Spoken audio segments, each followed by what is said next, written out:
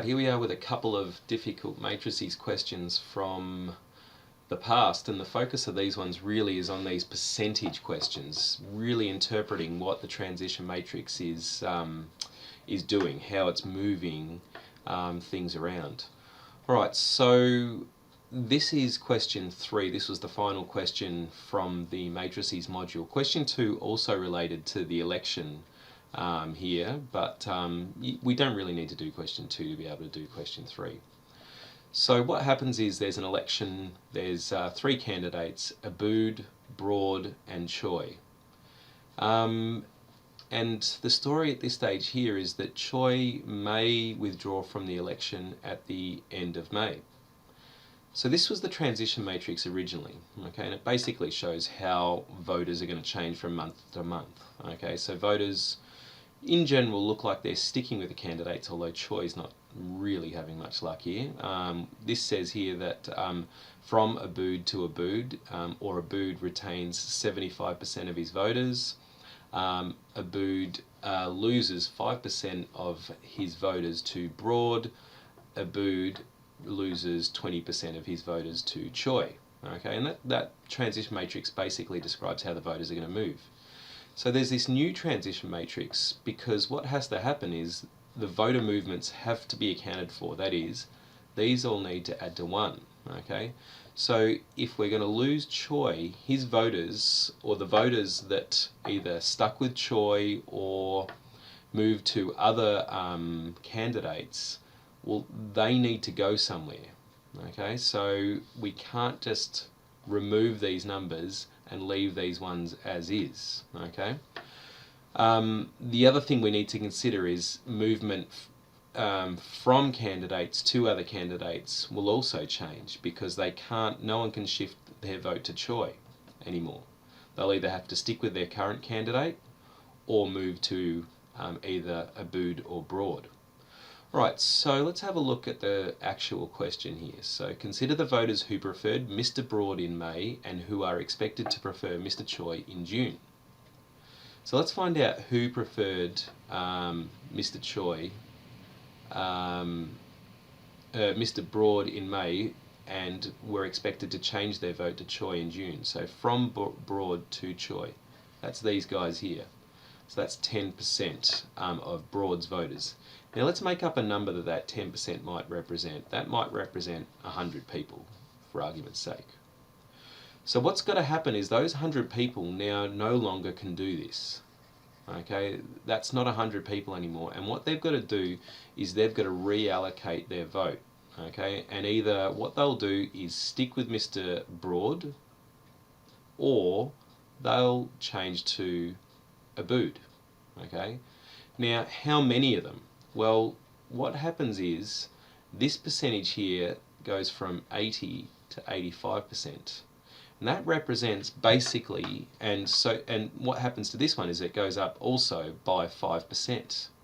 So what happens is, of the 10% here, 5% go to Abood, or 5% more just stick with Broad. Now 5%, this is the really tricky part here. It's 5% of the 10%, okay? Or in other words, if we considered the population of 100 initially, that would mean that 50 of them, or half of them, would move to Abood, and 50 of them would, or 50 of them more than originally, would stick with Broad. Okay? Now 50 out of 100 basically represents 50%, or half of them.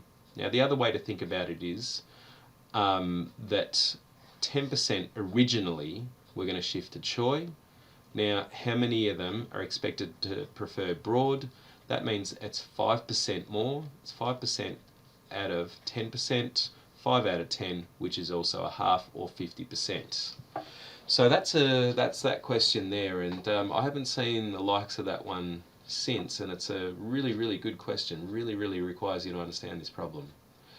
Okay, not really dealing with percentages, but a good one anyway. The state matrix that indicates the number of voters who are expected to have a preference for each candidate in January is this one here. So if Mr. Choi withdraws, how many votes is Mr. Broad expected to receive in the election in June? Okay, so what we've got to do here is use our matrix here, S1. We're going to do transitions, and what we want to do is work out what's going to happen with this one here until May. So this is the one in February. So what we're going to do is, this is January rather, and what we're going to do is we need February, which is one transition, March, April, May. So that's going to be 4 transitions, okay, is going to give us state 5 or S5. So May, which is state 5, is 4 transitions of the initial state. So let's do that on our calculator. So this is going to take a little bit of typing here, so bear with me. So what I'm going to do is put in the initial transition matrix, which is this one here, which I've drawn all over.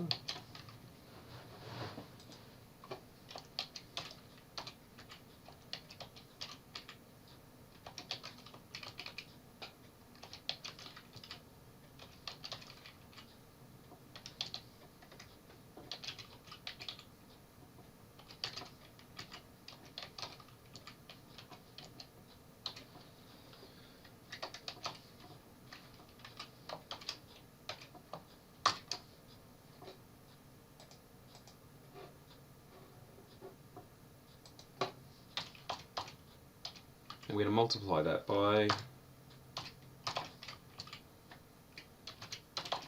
the initial state, okay, or the state of voting in January, okay. So this will take us up to May, and there it is. So that's May. Alright, now what we want to do is really answer this question. So we'll just write this in. So state 5 is 4453.60 ... 5154.27 ... 2392.119 ... So that's that one there. Okay, now what we need to do is we need to get to June. That's state 6 equals. We're going to do one transition of state 5. Now note that this transition though is with this changed condition, that is Choi is out of the election now. So what I need to do basically is grab the original transition matrix and change some things around to account for the fact that Choi is now gone from the election. So recall that 20% will go here. This 10%, which we've already seen, 5%, or half of them will go here, raising that to 85, raising that to 15%, and this will go to 0, and what happens is all of them go over here. Alright, so what we're going to do is a transition of state 5, which is this one here, and what we've got here, we want to know how many votes Broad will get. Broad is this one here, and so we know therefore Broad gets, and rounded to the nearest vote, 6451 votes. Okay, so there it is, that one. Not too bad a question. I think this one here, A, was much harder. I think in this question in total, I vaguely remember the stats are like 85% of the state got this one wrong. So, or didn't get full marks in this question. So yeah, a tricky one, no doubt. Alright, here's one that's a bit more recent from last year. And what we've got is students at this school will choose one elective activity in each of the 4 terms in 2018. And what the electives are communication, investigation, problem solving and service. Okay, so what we've got is this transition matrix, and again, just to have a quick look as you're doing the question, this means from communication to service is 20%, or another way to look at it is from investigation to investigation, that is 40% of people who choose investigation stick with investigation. Alright, so SN is the matrix for the number of senior students expected to choose each elective activity in term N. Okay, so this is S1, okay, so the initial, or in term 1, this is the state of play here. We've got 300 at communication, 200 at investigation, blah blah blah. So the first question is, how many senior students will not change their elective activity from term 1 to term 2? So that's these people here, that is the 40% that stick with communication, the 40% that go from investigation to investigation, and these guys here. So basically we're going to do 0.4 or 40% of 300, that is communication, stay there, plus 0.4 times 200 plus 0.3 times this one here, 200, which is P, photography, I can't remember what it was, and this one here, 20%, 0.2 of the 300. So we can whack that in our calculator, or depending on how good your decimals are, work them out in your head.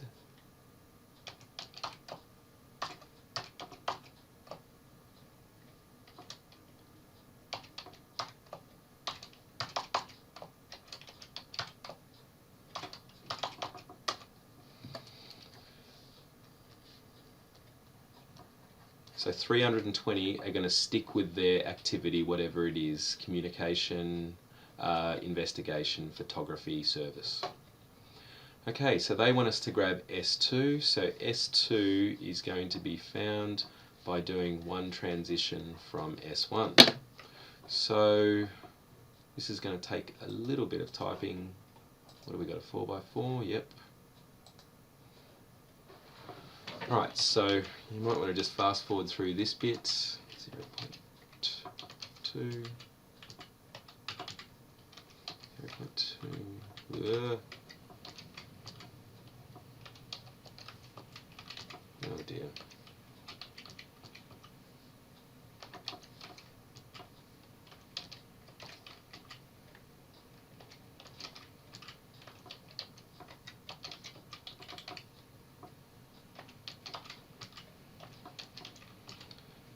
Find with matrices, the bulk of the time in this module is actually doing data entry.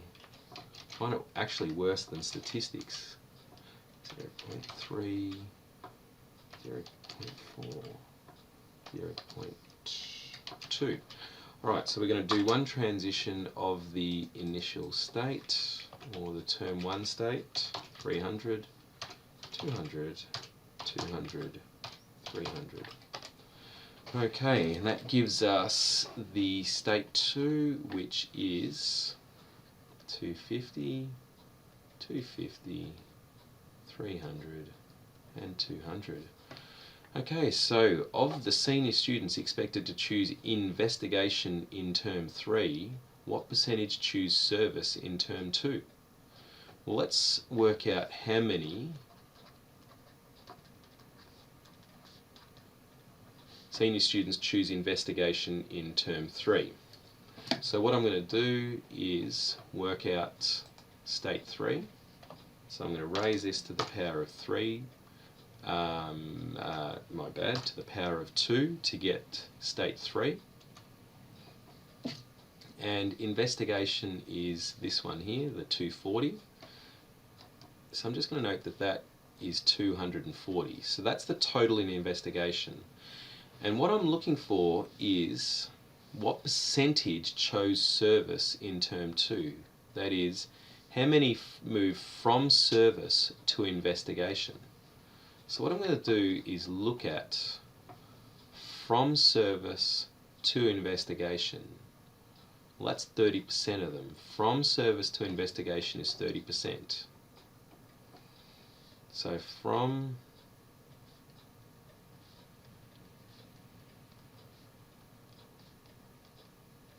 is 30%. Now, then what we're going to look at is from service, which is this one here, to investigation. Okay, so that's going to be 30% of these 200 shift into investigation. Okay, so we're going to go 0.3 times 200. Okay, and that's going to be 60 of them. Okay, so 30, 60. All right, let's just double check that.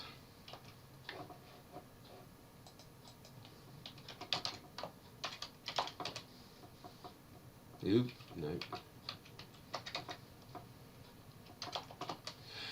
60. So that means that 60 move into investigation. And this question says, what percentage of them, so what percentage of the total, what percentage of that 240 chose service? Well, that's this lot here.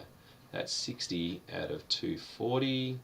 That's 6 out of 24. So let's convert that to a percentage. 6 out of 24 multiplied by 100. That means 25% chose that. Alright, and the final one, what's the maximum number of senior students expected to choose investigation at any time during 2018? Alright, so what we're going to do is go back to this matrix here and have a look. Alright, so we're looking for senior students in investigation. So recall that originally it was 250, sorry, no it wasn't. It was 200 in investigation. After one transition, investigation was 250. After two transitions, let's go over to our calc here. Investigation was 240, it's gone down. And after three transitions, let's just see what happens. It's gone to 239. So in fact, the most amount in investigation at any one time is 250.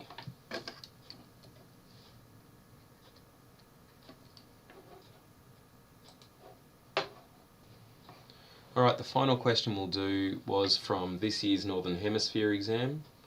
And what we've got, just to give the question some context, it's question 8, but let's have a look at question 7 as well.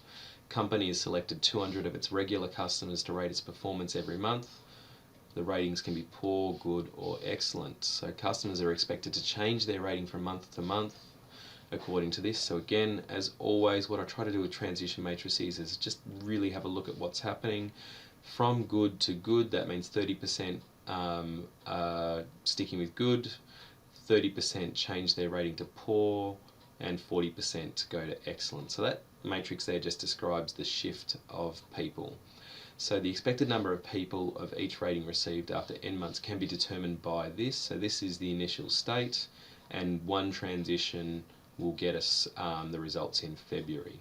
So what percentage of these 200 customers are not expected to change their rating? That is, stay exactly the same, okay, in February.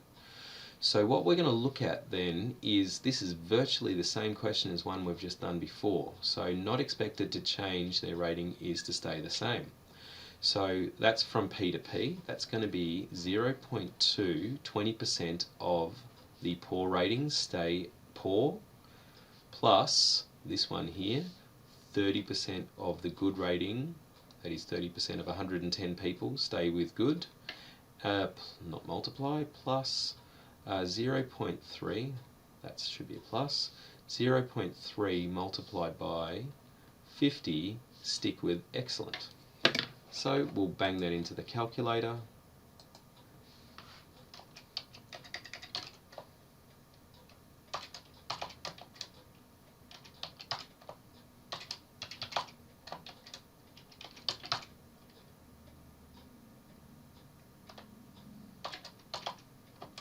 And we get 56. Alright, now, good question this one here, because there's 56% here, but that's actually 56 people stay the same. The question says what percentage of the 200 customers. So it's 56 out of 200, and it's going to be A, 28, because it's roughly a quarter. Let's work it out exactly. It's 56 out of 200 multiplied by 100, bang, 28. So that was the second hardest question on the module this year. Alright, and this one was tricky. I've been asked about this a lot of times. In the long term, the number of these 200 customers who are expected to change their rating each month from excellent to good is closest to. Okay, so what we're looking at is from excellent to good. Okay, and what we want to do is look at in the long term how many people end up at excellent. Right, so that's what we want to look at. So let's find out how many end up at excellent, and then we can look at how they move from excellent to good in the long term. Alright, so to do this question, what we're going to do is type in the 3 by 3.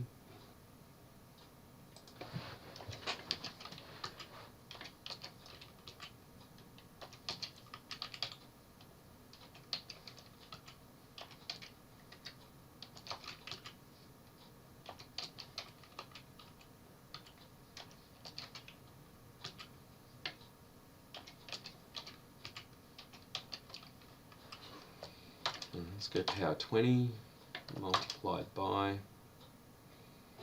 the initial state. So what I'm looking for is the steady,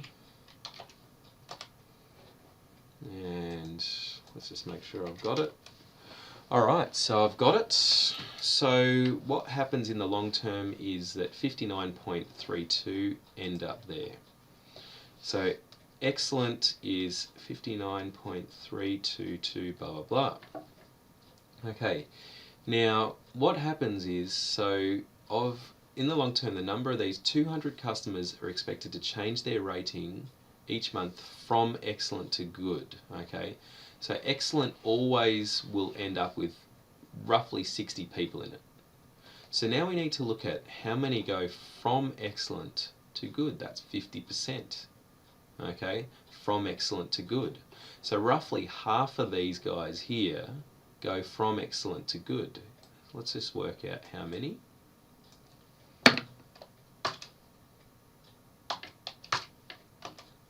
$29.66.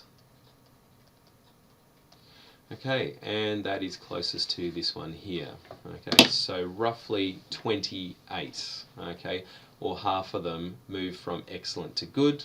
What happens is then from other categories, that tops this number here back up to 60 again, and then half of them move from excellent to good. It gets filled up again, etc., etc., and the cycle continues. So there's a couple of good percentage questions there, and some tricky problems that would have attracted really low success rates across the state with those.